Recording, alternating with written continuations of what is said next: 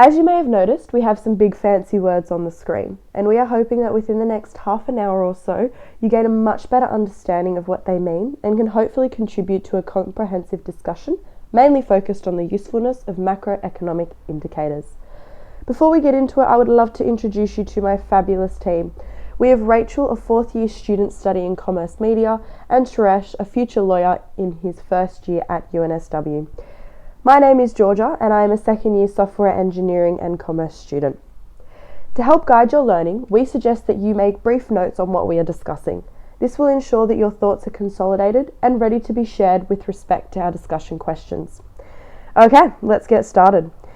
The focus questions for today are: there are several macroeconomic indicators M&Es use to evaluate the economic environment of a foreign country or market.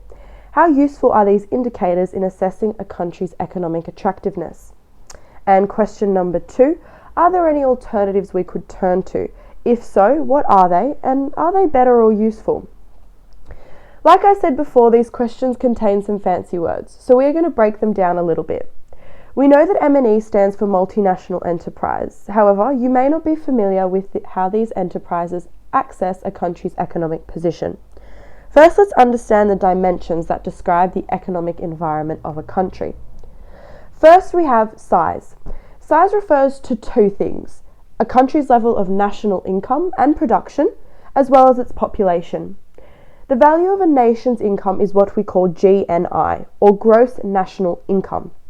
This is related to GDP, gross domestic product, which measures the value of production and the income earned from that production that occurs within the nation's boundaries. If these statistics are combined with the number of people, especially the number of people able to work within a country, a clear understanding of a nation's current work capacity can be understood and appropriate projections for the future can be established. Next, we have geography, the natural resources and features of a country that affect the level and patterns of market demand and production. Geographic features such as the endowment of accessible mineral deposits, the climatic patterns, the distribution of soil types, and the topography either enable or limit business opportunities. A Harvard University economist, Jeffrey Sachs, made profound arguments expressing the importance of geography, and he found that landlocked countries grew more slowly than coastal economies, and that being landlocked reduced a country's economic growth by roughly 0.7% per year. This discovery highlights that the pure geographical location of a country, an aspect which no one can control or improve, can deter or entice investors and shape the future of that economy.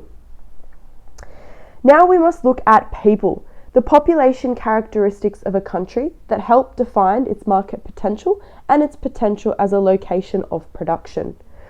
By conducting a market analysis of population size, growth, and population distributions according to age, gender, and location, we can gain some generalized, yet very important indicators that show us the potential market size. This research can identify the people with sufficient disposable income, as a substantial number of these wealthy individuals form the foundations of a potentially viable market for a firm's production. More specifically, this refers to a country's GNI per capita, their gross national income per capita. However, it is not always that simple. Let's look at India, a country with a relatively low GNI per capita, especially in compared to Australia and New Zealand. From what we know, we may assume that India is not an ideal place to invest based on this fact. However, with a population of just under 1.4 billion, even the richest 1% of the country is equivalent to almost half the entire population of Australia. So much to think about, I know. I guess the most important takeaway from this is we cannot not create a list of pros and cons and assume a straightforward comparison of facts will provide us with the best economic decision. Instead, all facts must be considered with respect to each other and closely aligned with the economic goals of a business. Finally, we have infrastructure and institutions, the created assets in contrast to the naturally occurring ones of a country. This refers to the physical, economical, and commercial structures and institutions. So, regards to the economic environment, we are looking to see if countries operate with cash, checks, or credit and debit cards. It may sound silly to us who can't imagine not paying with our credit cards. I mean, there are barely any places these days that only take cash. But this development in e-commerce is not as widespread as we may think. These developments may be limited by the lack of physical infrastructure or even a lack of trust in credit card systems. Here we can see that a country's economic attractiveness is strongly associated with the implementation of sufficient technologies, up-to-date e-commerce practices, and minimal levels of mistrust and corruption. Before I hand over to Rachel, I think there's one more fundamental concept we must become familiar with, and that is economic stability, or more specifically, macroeconomic stability. So there are a few fundamentals that we must understand. Macroeconomic stability refers to only minor fluctuations in employment levels at or near full employment. It consists of a growing economy with stable processes, as well as a sustainable balance of international payments and receipts. So, if we have a look at the screen, it's not surprising that governments have four main stabilisation goals. They expect and strive for low inflation, low levels of unemployment, positive economic growth, and a balance of international payments and receipts. I think it's time for some brainstorming and to see how much of our presentation you have absorbed so far. The first discussion question is, how do you think the global economic recession in 2007 to 2009, commonly known as the GFC, impacted the stability of economies across the globe, and how did countries respond? If you feel confident to answer this question, please pause the video now and write down your thoughts. If not, I'm going to share with you some thoughts to hopefully trigger your memory. So, what are the key components of this question? The first thing we need to think about and understand is what is the GFC and what is the general impact of it. The next thing we need to understand are what are the elements I discussed regarding macroeconomic stability. Psst, that was the slide just before. Next, we need to combine these two concepts to establish a clear understanding of how the GFC challenged countries' economic stability.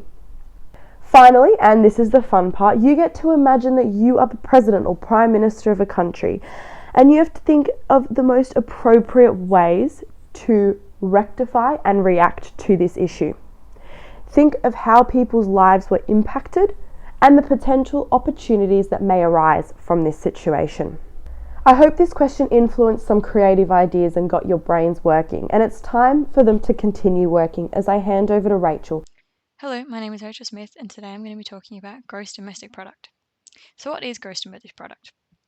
Gross domestic product is the market value of all final goods and services produced within a country in a given period of time. Essentially, this is just how much a country earns off all its sales of products. So what constitutes that value? What do countries use to add to that value? Well, we can break it down easily. So market value refers to the prices people are willing to pay for goods and services. In those goods and services, we include everything produced and sold in the economy, but only if it's legal. It also only counts goods that are currently produced, so anything you sell at your second-hand garage sale doesn't count towards the gross domestic product. Finally, it's only a good produced within the country at hand and within the given period. So what does count towards the GDP? The GDP is made up of four elements mainly. Consumption, so personal consumption, such as shopping, things like that. Investment, buying properties, business buying properties. Government purchases, that's just hospitals, libraries, things like that. And net exports, so imports, exports take imports. Basically, we can see here that it is the personal consumption expenditures. This is a way of measuring it. Personal consumption expenditures, C, plus I, which is investments, plus government spending, which is G, plus exports, which is X, and imports, which is M. So GDP is equal to C plus I plus G plus bracket X take M close bracket. So this is known as the spending formula. These four elements are linked together and have a symbiotic relationship, but we can see that consumption appears to be the biggest element in this diagram here. So this is in America, it's 69% is personal consumption. So high consumption by consumers, such as people buying books, clothes, going out to dinner, leads to economic growth as those businesses which people buy from get richer and there is more demand for products, so they produce more. In turn, creating more investments for the future in things such as open new stores in new areas, and in turn they pay more taxes as they get richer, and the government is able to invest in more services for the general public, and businesses can export more goods. This leads to a drive up in the GDP for a whole country. So, as you can see, household and personal consumption is incredibly important. We can see this theory in action during the GFC global financial crisis of 2008-9 and the Australian government's response in the form of an economic stimulus package. So during the GFC in 2009, the Rudd government doled out an economic stimulus package of over $42 billion, in which consumers were given money with the intent for them to spend it on consumption, putting money back into the economy to stave off the recession within Australia. And it worked, barely. Australia avoided going into recession, just unlike many similar economic environments such as the UK or US. You can also see a similar scenario happening right now as a result of coronavirus, albeit a much larger and widespread version. So in Rudd's government, they gave low-income earners 900, and then that decreased depending on your tax bracket. So there are two types of gross domestic product. Nominal GDP is the market value of the final production of goods and services within a country in a given period using that year's prices, also called current prices. Basically, this is essentially the raw data of goods and services spending without taking account into inflation or comparisons. So the real GDP takes into account the impact of inflation and allows comparisons of economic output from one year to the next and other comparisons over a period of time. This accounts for things like inflation. It adjusts for the level of output for any price changes that may have occurred over the time based off a base year. So to find the real gross domestic product from the nominal GDP, there is the use of a GDP deflator, which is the difference in prices between the current year and the base year. For example, if prices rose by 5% since the base year, the deflator would be 1.05. Nominal GDP is divided by this deflator, yielding the real GDP. So how does the GDP increase? How do we grow it? So there are two main ways that the GDP increases. So consumption increases, therefore production increases. The second is that production stays the same, but the cost of goods increases. Both of these scenarios equate to a growth in a country's GDP. So what is the GDP good for? Well, the GDP gives us an overall economic view on economic growth and activity of a country, but it doesn't account for many elements of society or any things that could be impacting it. So what it doesn't measure is just as important. So it fails to account for many things, namely things that take place outside of markets. So it doesn't account for all the work going on with things such as childcare by parents at home or volunteer work, literally anything that takes place outside the economic regulated market, including illegal activities such as drug selling. So it doesn't account for well-being, quality of life, so the standard of health, happiness, security, and material comfort of a group of individual people or a nation. So it fails to address things like work-life balance, how happy its constituents are, how much free time they get, things like that. It also fails to account for the quality of the environment. So the ability of a system to endure indefinitely into the future is basically the sustainability of the economy. An increase in GDP will only be sustainable as long as it does not deplete natural resources too rapidly nor exploit the environment in a way that diminishes the quality of life of the nation's households over time. So, as we can see here, a country might have a large amount of manufacturing, which equates to a GDP, which we can see in China in particular and the United States. However, it also shows that they have a high CO2 emissions rate, which is really bad for the environment. Finally, it also doesn't equate for distribution of income. So it doesn't take into account the inequality between income generation. When a disproportionate share of the nation's income is earned by a small minority, for example, when the top 10% of households earn 80% of the total income in a country, there is a high degree of income inequality, but GDP does not account for income distribution in any ways. This cartoon relates to the Occupy Wall Street movement, in which people protested the fact that the income of the top 1% grew faster than the bottom 99% in 43 states between 2009 and 2015.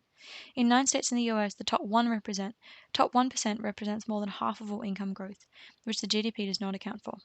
So what are the alternatives to GDP? Well, there's two main ones. So we have GNI and GNP. So GNI measures national firms worldwide with no accounting for location barriers.